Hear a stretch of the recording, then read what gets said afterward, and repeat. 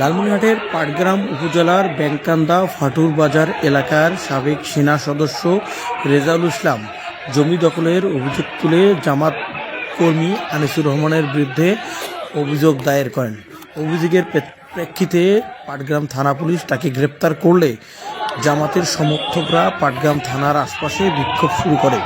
পরে জামাতের নেতা আনারুল ইসলাম রাজু এসে তাকে উদ্ধার করে পাটগ্রাম স্বাস্থ্য কমপ্লেক্সে নিয়ে যান।